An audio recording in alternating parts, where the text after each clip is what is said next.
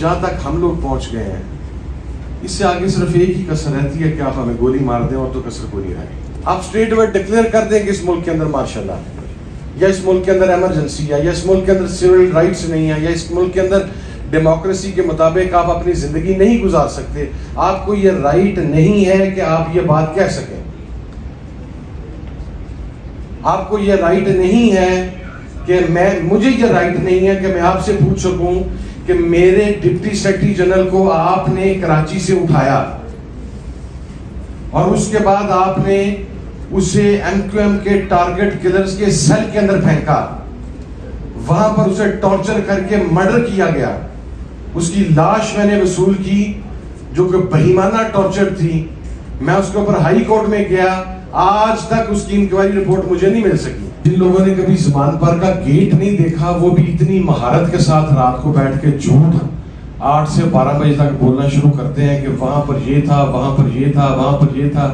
ایک ابھی وہ سابق کردار ایک نوجوان تو نہیں جوان برآمد ہوا کراچی سے, جو پتہ نہیں خدا جانے اسے سینیٹر کون منتخب کر گیا, اور وہ ایسی عجیب بہکی باتیں کرتا ہے کہ اس کی اب کرتوت میں بیان کرنا نہیں چاہتا, کیونکہ یہاں پر ہماری بہنیں بھی بیٹھی ہیں, خواتین بیٹھی ہیں. وہ آ کے ایسے بھاشن دینا شروع کرتا ہے جیسے مقام ولایت تک پہنچنے والا ہے. وہ اس کا بیک گراؤنڈ ذرا کھول کے دیکھیں, اسے اتنے بڑے بھاشن دینے کی ضرورت نہیں ہے. وہ ذرا بیک گراؤنڈ کھول کے دیکھیں, یا تھوڑا اب کل اس نے نام لیا جنرل فیض کا. میں بتاؤں اسی جنرل فیض کے پیچھے یہ موصوف کس طرح پھیرا کرتے تھے ترلے اور منتیں کرتے ہوئے. اور میں اگلی بار بھی بتا دوں, یہ جتنا مرضی کر لیں, ان کی اوقات ہی نہیں ہے کہ جنرل فیض یا کسی جنرل کو ہٹا سکیں.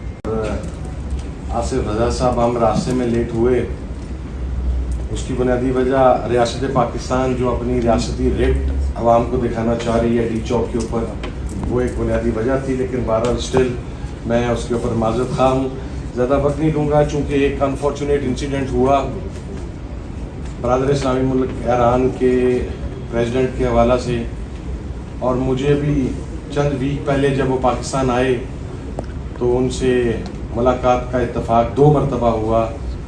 اور جس وقت میں اپوزیشن کو ریپرزینٹ کر رہا تھا, انتہائی اسموتھ, انتہائی ویژنری انسان, اور بڑی ڈیٹیل کنورزیشن ہوئی ان کے ساتھ, پاکستان کے حوالہ سے بھی, عالم اسلام کے حوالہ سے بھی. خدا جانے یہ نظر لگتی ہے یا اس کے پیچھے سازش ہوتی ہے. میں کنسپیریسی تھیریز کے اوپر کوئی سچ بلیو نہیں کرتا, لیکن یہ بدقسمتی ہے کہ ہمارے عالم اسلام کے اندر جو بھی کوئی بندہ ڈیلیور کرنے کی پوزیشن میں ہوتا ہے یا ایسا سٹانس رکھتا ہے جو انٹرنیشنل اسٹیبلشمنٹ کو سوٹ نہیں کرتا, اس کی موت کبھی قدرتی نہیں ہو سکی. ہم اس موقع کے اوپر ایران کی عوام کے ساتھ ان کے غم کے اندر برابر کے شریک ہیں. دوسری چیز تحریک تحفظ آئین پاکستان ہے. میرا خیال ہے اس تحریک سے کسی کو کوئی اختلاف نہیں ہے, لیکن ہمارے جو مقتدر طاقتور حلقے ہیں ان کو اس کے نام سے اختلاف ہے کہ آئین کا تحفظ کرنے کی تحریک کیوں کھڑی ہوگی پاکستان کے اندر. یہ پریس کلب بھی میرے لیے نیا نہیں ہے. 2018 میں ہی میں نے یہاں پر ہی ایک پریس کانفرنس کی تھی, ابھی کئی ساتھی موجود ہیں, اور پھر میں نے اس کی بہت بڑی قیمت بھی بھگتی تھی. بدقسمتی سے پاکستان کے اندر آئین جو ہے وہ صرف ایک ٹکڑے کا نام رہ چکا ہے. آپ گراؤنڈ کے اوپر چیک کریں جا کر, ہماری عدلیہ ہو, ہمارا ہر سیگمنٹ آف سوسائٹی ہو جو کسی نہ کسی طریقے سے کسی عملداری کے تحت چلتا ہے, اور وہ عملداری انڈر کانسٹیٹیوشن ہوتی ہے, وہ سسٹم مکمل کا مکمل کرپٹ ہو چکا ہوا ہے. آپ یہ دیکھ لیجئے, اسرائیل ایک ایسی ریاست جسے پاکستان تسلیم نہیں کرتا اور پاکستان کے پاسپورٹ پر لکھا ہوا ہے, اور غزہ کے مظلومین کے حق میں احتجاج کرنے والوں کے ساتھ جو سلوک پاکستان میں کیا جا رہا ہے, یہ مجھے نہیں پتا کہ آئین میں کس جگہ پر اس چیز کو ڈیفائن کیا گیا. جو گزشتہ روز ملتان کے NA148 کے حلقہ کے اندر کیا گیا کہ جو کینڈیڈیٹ ہے اس کو RO کے آفس میں ہی انٹر نہیں ہونے دیا گیا. اس کی بھی یقیناً کو کلوز آئین کے اندر موجود ہوگی جو ہماری نظروں سے مخفی ہے، لیکن طاقتوروں کو اس قانونی شک کے بارے میں علم ہوگا۔ 8 فروری کے الیکشنز بھی آپ کے سامنے ہیں۔ لوگ سمجھتے ہیں کہ ہم جیت کے آ گئے ہیں، پارلیمنٹ میں جا کے بیٹھے ہیں۔ بھائی جان، یہ چونکہ میرا ڈیسیژن کم از کم میری بائی چوائس تھا، میں اس لیے وہ کو رونا دھونا زیادہ نہیں کرتا، نہ میں اس کو زیادہ اس کے اوپر کرتا ہوں، لیکن گزشتہ 2 سال میں جو کچھ ہم نے بھگتا ہے، یا بھگتانے والے اگر 1 ہفتہ بھگتا جائیں تو میں انہیں مان جاؤں۔ یہ آسان نہیں ہے کہ آپ 2 سال اپنی ماں بہن، اپنے بیٹے سے، اپنی اولاد سے، اپنی فیملی سے آپ دور رہیں، آپ کے بزنسز تباہ کر دیے جائیں، آپ کی پراپرٹیز سیل کر دی جائیں، آپ کے لیے ایسے ایسے شرمناک کام کیے جائیں کہ ان کا تذکرہ کرتے ہوئے انسان کو شرمندگی محسوس ہو، آپ کی کریکٹر اسیسینیشن اس طریقے سے کی جائے، آپ کی فیملی کی جائے، آپ کی ماں بہنوں کی کوشش کی جائے، اس قسم کی کرنے کی، بلیک میل کرنے کی کوشش کی جائے۔ یہ چیزیں موجود ہیں آئین میں کہ آپ نے آبروریزی کیسے کرنی ہے، آپ نے بلیک میل کیسے کرنا ہے، آپ نے عصمت دری کیسے کرنی ہے، آپ نے ڈرانا دھمکانا کیسے ہے، آپ نے الیکشن ریزلٹس کو کیسے مینیج کرنا ہے، آپ نے ہارے ہوئے کو جتوانا کیسے ہے، آپ نے کس جج سے اپنی مرضی کا فیصلہ لینا ہے۔ یہ تمام چیزیں آئین میں موجود ہیں، لیکن وہ آئین ہمارے سامنے نہیں ہے، وہ ہم سے مخفی ہیں۔ وہ جو لوگ آئین کو کاغذ کا ردی کا ٹکڑا سمجھتے ہیں، یہ انہوں نے اپنے آئین کے اندر کوئی چیزیں لکھی ہوئی ہیں اور بڑی جان فشانی کے ساتھ، بڑی مستعدی کے ساتھ اور بڑے تسلسل کے ساتھ مسلسل کی جا رہی ہیں آج تک پاکستان میں۔ میں لٹرلی آپ کو ایک بات آنیسٹلی بتاؤں، جس جگہ پر ہم پہنچ گئے ہیں، محمود اچکزئی صاحب تو بڑا پرانا اس تحریک میں ہے، لیکن جہاں تک ہم لوگ پہنچ گئے ہیں، اس سے آگے صرف ایک ہی کسر رہتی ہے کہ آپ ہمیں گولی مار دیں، اور تو کسر کوئی نہیں رہے۔ اس سے پیچھے تو کوئی ایسی چیز رہ نہیں گئی جو آپ نے کر نہیں لی۔ اور یہ بات بھی آپ کو واضح کر دیں کہ گولی کا خوف ہوتا تو ہم ابھی پیچھے ہو گئے ہوتے ہیں۔ اب وہ خوف اندر سے ختم ہو گیا ہوا ہے، اس لیے ہم آپ کے سامنے کھڑے ہوئے آپ کو بات کر رہے ہیں۔ اور آپ سے زیادہ، یہ میں پاکستان کے اداروں سے بات کر رہا ہوں، آپ سے زیادہ حق ہمارا ہے آپ کے اوپر، اس لیے کہ آپ نے جب بھی ریاست کو خطرے کی بات کی، ہم نے آپ کا ساتھ دیا۔ آپ نے آپریشن سوات آپریشن ہو، رد الفساد ہو، ضرب عضب ہو، کل عدم جماعتوں کے خلاف ہو، تو وہ ٹی ٹی پی کے خلاف ہو، پتہ نہیں کس کس بلا کے خلاف ہو، ان تمام آپریشنز میں آپ سے زیادہ لاشیں ہمارے گھروں میں آئی ہیں آپ کا ساتھ دینے کی پاداش میں۔ تو ہم ریاست کے مخلص، اور ہمارا استحقاق آپ پر زیادہ ہے۔ آپ ہمیں انسریبل ہیں کہ ہمارے ساتھ یہ غیر انسانی اور بہیمانہ سلوک کیوں کیا جا رہا ہے؟ کیا ہمیں پاکستانی ہونے کی سزا دی جا رہی ہے؟ کیا آپ کا حمایتی ہونے کی سزا دی جا رہی ہے؟ کیا پاک فوج زندہ باد کہنے کی سزا دی جا رہی ہے؟ کیونکہ مجھے آج یہی فیل ہوتا ہے کہ مجھے یہی سزا مل رہی ہے شاید، کہ میں نے ہمیشہ، اور میں برملا اس بات میں، جہاں پر غلطی ہوتی ہے میں اس کا اعتراف کرتا ہوں اور میں برملا کرتا ہوں۔ میں ان لوگوں میں سے ہوں جنہوں نے 2018 میں بیٹھ کر اسی پریس کلب میں، اسی جگہ کے اوپر، پنجاب کے سب سے طاقتور آدمی کے خلاف پریس کانفرنس کرتے ہوئے بتایا تھا کہ وہ اس وقت رانا ثناء اللہ کو 3000 ووٹ سے جتوانے کے لیے اس نے 20 کروڑ روپے میں ڈیل کی ہے۔ اس کی میں نے بڑی لمبی قیمت بھگتی ہے، لیکن رانا صاحب 2300 ووٹ سے جیتے ہیں۔ پھر بھی اس چیز کو انویسٹیگیٹ نہیں کیا کسی انسان نے۔ تو جہاں پر عوام کے مینڈیٹ کو ایسے روندا جائے، عوام کے مینڈیٹ کو ایسے برباد کیا جائے، وہ ڈیموکریٹک سوسائٹیز نہیں ہوتی۔ اس بات کے اوپر میرا خیال ہے وہ وقت آ گیا ہے جہاں پر یہ جو ایک وہ ڈیموکریسی کا سو کالڈ قسم کا ملغوبہ ہمارے اوپر طاری کیا گیا، اسے اتار دینا چاہیے۔ آپ اسٹیٹ وائڈ ڈکلیئر کر دیں کہ اس ملک کے اندر مارشل لا ہے، یا اس ملک کے اندر ایمرجنسی ہے، یا اس ملک کے اندر سول رائٹس نہیں ہے، یا اس ملک کے اندر ڈیموکریسی کے مطابق آپ اپنی زندگی نہیں گزار سکتے۔ آپ کو یہ رائٹ نہیں ہے کہ آپ یہ بات کہہ سکیں، آپ کو یہ رائٹ نہیں ہے کہ مجھے یہ رائٹ نہیں ہے کہ میں آپ سے پوچھ سکوں کہ میرے ڈپٹی سیکرٹری جنرل کو آپ نے کراچی سے اٹھایا اور اس کے بعد آپ نے اسے ایم کیو ایم کے ٹارگٹ کلرز کے سیل کے اندر پھینکا، وہاں پر اسے ٹارچر کر کے مرڈر کیا گیا. اس کی لاش میں نے وصول کی جو کہ بہیمانہ ٹارچر تھی. میں اس کے اوپر ہائی کورٹ میں گیا, آج تک اس کی انکوائری رپورٹ مجھے نہیں مل سکی.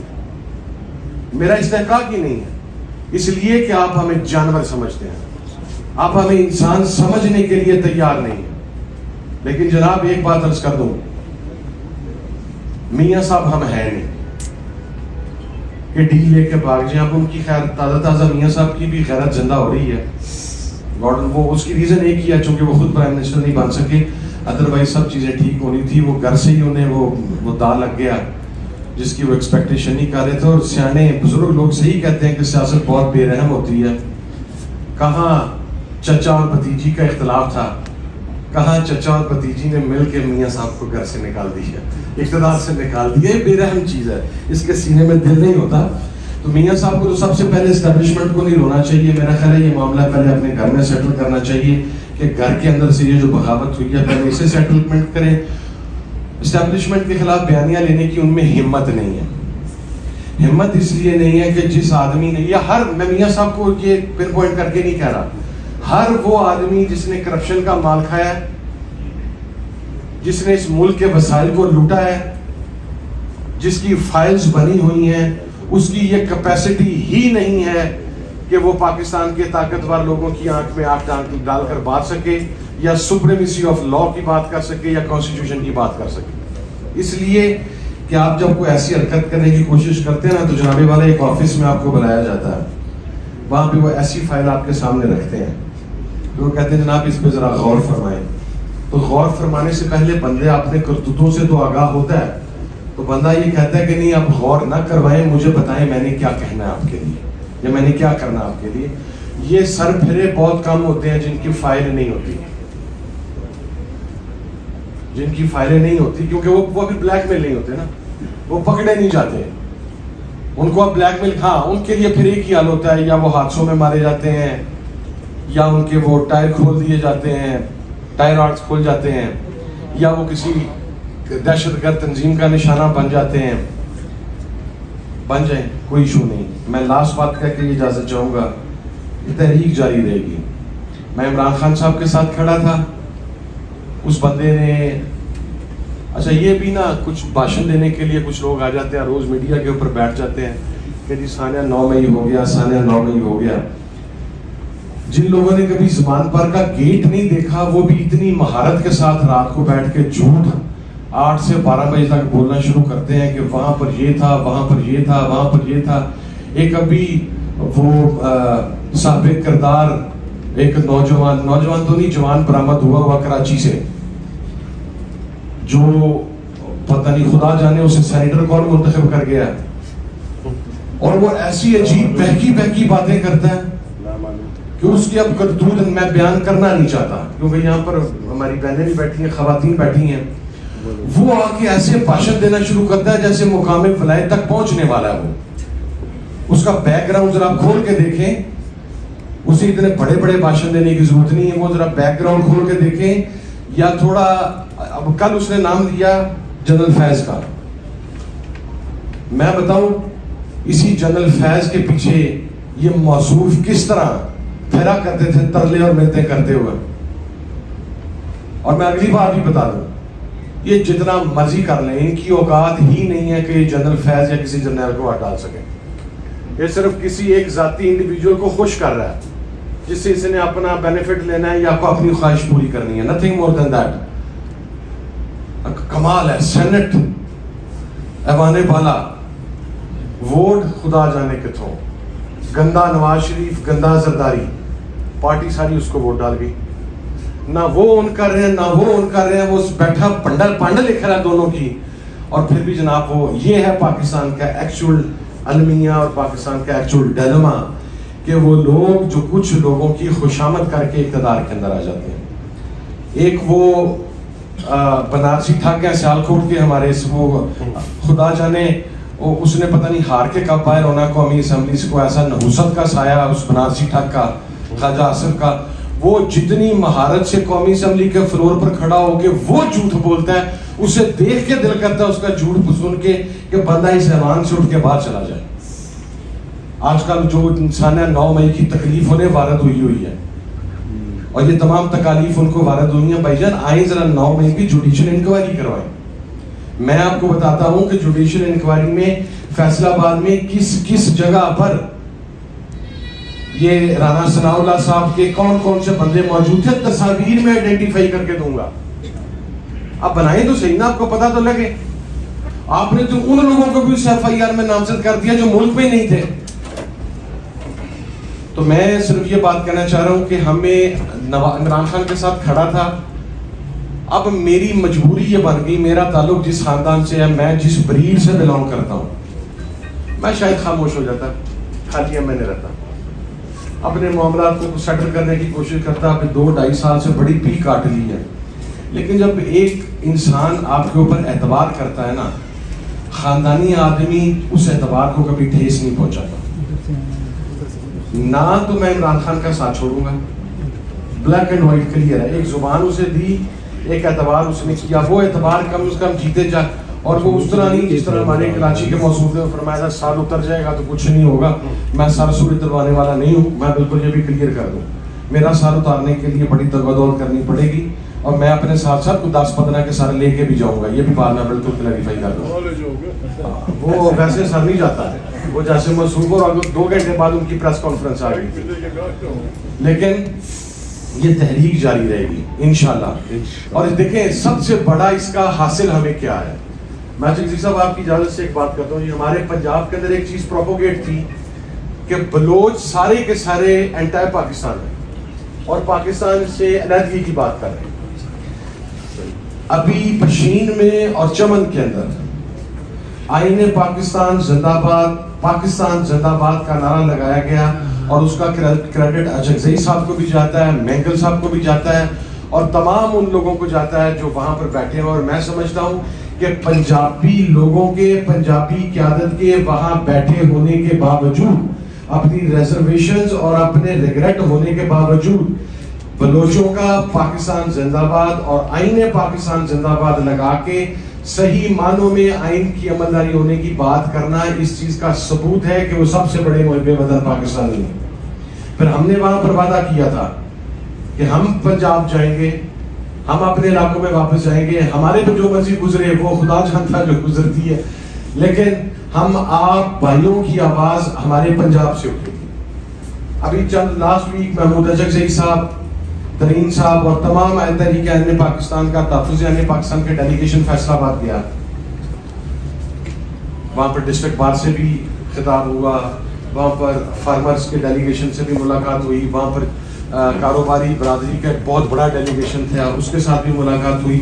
اگرچہ جس سے ہوئی وہ بعد میں گرفتار ہو گیا یا اس دوران ہی گرفتار بھی ہو گیا, لیکن ہم نے اسے جس حد تک ہو سکتا تھا انشاءاللہ اسے مینیج کیا. اور وہاں پر کھڑا ہو کر بلوچستان کی محرومی کی, سندھ کی محرومی کی اور دیگر علاقوں کی محرومی کی بات کی گئی.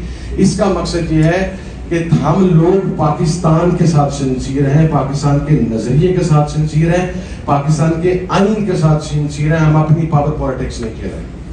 سو میری بیسٹ وشز بھی ہیں اور دعا بھی ہے کہ اللہ پاک صحیح معنوں میں مملکت خدا آباد پاکستان کو ایک فلاحی جمہوری اسلامی ریاست بھی بنائے, اور وہ جو کل تک پاکستان نہ بننے کی بات کرتے تھے, جن کے آباء و اجداد پاکستان کے منکر تھے, وہ اگر آج پاکستان کو مان رہے ہیں تو کوئی لازم نہیں ہوتا کہ وہ مقصد ہے آپ اپنے حالات تبدیل ہوتے ہیں جنریشنز کے بعد, 50 سال بعد. اگر وہ بھی پاکستان کے ساتھ سنسیر ہیں تو that will be a great thing. باقی بھائی جان لیٹ آنے پہ پھر ایک مرتبہ معذرت. Thank you.